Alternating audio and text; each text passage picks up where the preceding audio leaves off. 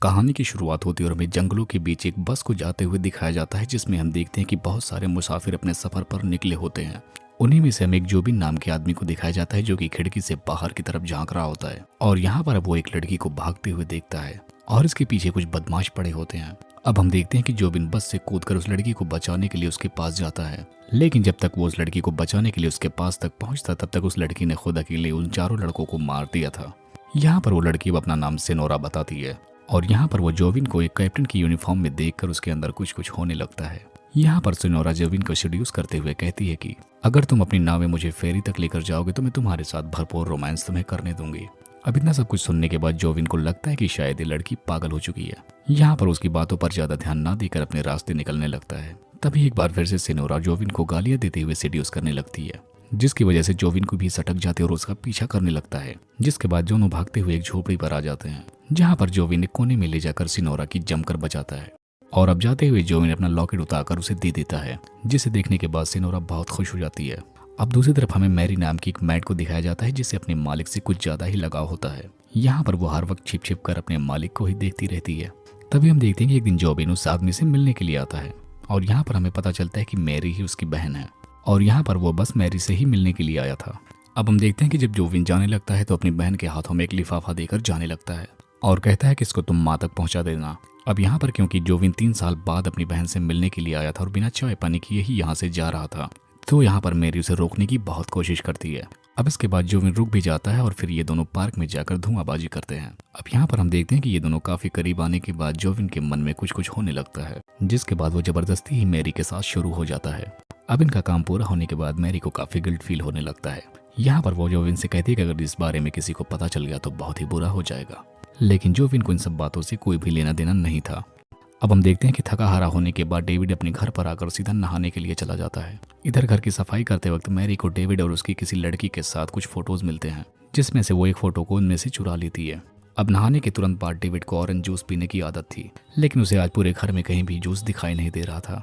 इसीलिए डेविड खुद उठकर किचन में ऑरेंज जूस लेने के लिए चला जाता है, लेकिन किचन में वो जाकर देखते कि उसकी ग्रैंडमा वहां पर अपने लोगों के साथ पार्टी मचा रही होती हैं। उनकी उस पार्टी में शहर के बहुत सारे मशहूर लोग आए होते हैं और उन्हीं में से एक पैट्रिसिया भी थी, जो कि अपने हस्बैंड जोसेफ के साथ भी वहां पर आई थी। यहाँ पर डेविड भी अपने 2 मेगापिक्सल वाले कैमरे से उसकी फोटो खींचने में लगा हुआ था और ऐसा देखने के बाद जोसेफ को बहुत अजीब लगता है। अब एक दिन मैरी डेविड को जूस देने के लिए जब उसके कमरे में जाती है, तब यहाँ पर डेविड उससे पूछता है कि क्या तुमने आज पैंटी नहीं पहनी है, और ऐसे सवाल सुनने के बाद मैरी का तो होश ही उड़ जाते हैं। जिसके बाद डेविड कहता है कि मुझे सब कुछ पता है, तुम मुझे हमेशा छिपकर देखती रहती हो और आज मैं तुम्हें देखने वाला हूँ। यहाँ पर डेविड को भी समझ में आ गया था मैरी को उससे क्या चाहिए। जिसके बाद अब यहाँ पर डेविड मैरी का अच्छा खासा मसाज करता है। अब अगली सुबह हम देखते हैं कि डेविड अपनी कार से पैट्रिसिया का पीछा कर रहा होता है और इस टाइम पैट्रिसिया अपनी कॉलोनी से गुजर रही होती है और यहाँ पर वो नहीं चाहती थी कि कोई डेविड को उसका पीछा करते हुए देख ले, जिसकी वजह से वो ना चाहते हुए भी डेविड की गाड़ी में आकर बैठ जाती है। जिसके बाद डेविड उसे अपनी पुरानी हवेली में लेकर जाता है, जहाँ पर ये दोनों दारूबाजी और सिट्टेबाजी करते हैं। तब यहाँ पर पैट्रिसिया डेविड से अपने पीछा करने का कारण पूछती है। तब यहाँ पर डेविड उसे बताता है कि मैं तुम्हें बहुत दिनों से पसंद करता हूँ और तुम्हारा पीछा करता हूँ और तुम्हारे साथ भरपूर रोमांस करना ही मेरा सपना है। और इतना सब कुछ इसकी बातें सुनने के बाद पैट्रिसिया हंसकर अपना बुरा हाल कर लेती है। तभी उसके फोन पर किसी का फोन आ जाता है। यहाँ पर वो देखती है कि उसे किसी नए नंबर से फोन आ रहा है और ऐसा देखने के बाद डेविड तुरंत उसके फोन का जीपीएस ऑफ कर देता है और पैट्रिसिया से कहता है कि तुम अपने फोन का लोकेशन हमेशा ऑफ ही रखना, वरना तुम्हारा हस्बैंड तुम्हें ट्रैक करते हुए यहाँ तक पहुंच जाएगा। अब यहाँ पर डेविड पैट्रिसिया से उसकी सेक्सुअल लाइफ के बारे में पूछने लगता है, जिस पर बताती है पैट्रिसिया कि मेरी लाइफ में सब कुछ एकदम ठीक ठाक ही चल रहा है। तब यहाँ पर डेविड कहता है कि मुझसे झूठ मत बोलो, मुझे पता चला है कि तुम्हारा बुढ़ा हस्बैंड कुछ भी नहीं कर पाता। तब यहाँ पर पैट्रिसिया कहती है कि तुम ही क्या कर सकते हो। अब पैट्रिसिया के इतना कहते ही डेविड खुद पर कंट्रोल नहीं कर पाता और वो पैट्रिसिया के ऊपर कूद जाता है और यहाँ पर अब इन दोनों को रोमांस करते हुए समय का पता ही नहीं चलता और काफी रात हो चुकी थी।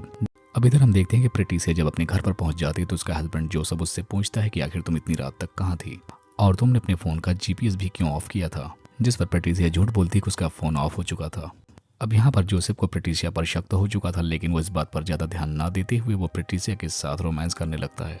अगली सुबह हम देखते हैं कि जोसेफ मैरी की बहन पार्ला को पिक करने के लिए आया होता है। दरअसल यहाँ पर हम जान पाते हैं कि पहले पार्ला जोसेफ के ही रेस्टोरेंट में काम करती थी और उस दौरान उन दोनों के बीच काफी ज्यादा रोमांस भी हुए थे।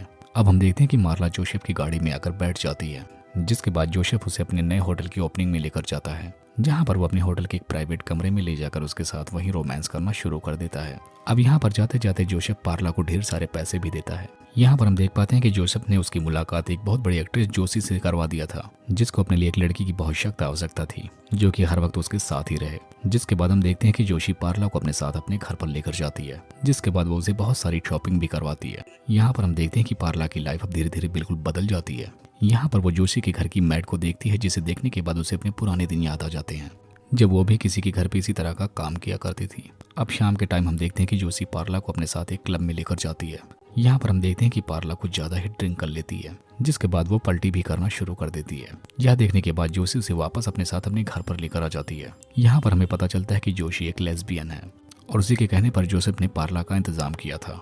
अब यहाँ पर पार्ला को ये सब कुछ अच्छा नहीं लग रहा था, जिसके बाद जोशी पार्ला को जबरदस्ती अपने साथ स्विमिंग पूल में नहाने के लिए खींच लेती है, जिसके बाद इन दोनों के बीच में लेस्बियन वाला काम चालू हो जाता है। लेकिन पार्ला को अभी भी ये सब कुछ सही नहीं लग रहा था, जिसकी वजह से वो जोशी से ब्रेकअप कर लेती है।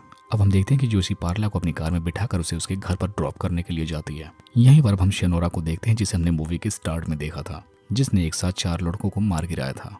और यहाँ पर हम देखते हैं कि इस बार भी उसके पीछे कुछ लड़के पड़े होते हैं, जिनसे सिनोरा अपनी जान बचाकर वहां से भाग रही होती है। तभी वहां पर उसे जोशी की गाड़ी दिखाई देती है और वो फौरन जाकर उसमें बैठ जाती है, जिसके बाद जोशी फटाफट से अपनी कार लेकर वहां से निकल पड़ती है। और इसके बाद इस अगली सीन को देखने के बाद हमें पता चलता है कि इन दोनों ने भी रात भर रोमांस किया। अब यहाँ पर सिनोरा की आंखें खुलती इससे पहले जोशी उसके पास कुछ पैसे रखकर वहां से चली जाती है। लेकिन तभी इसी टाइम सिनोरा भी वहां पर आ जाती है और यहाँ पर वो उसके पैसे वापस करते हुए कहती है कि कल रात मुझे तुम्हारे साथ सोने के बाद बहुत अच्छा लगा और उसके हिसाब से मुझे ही तुम्हें पैसे देने चाहिए, लेकिन अफसोस मेरे पास तुम्हें देने के लिए कुछ भी नहीं है।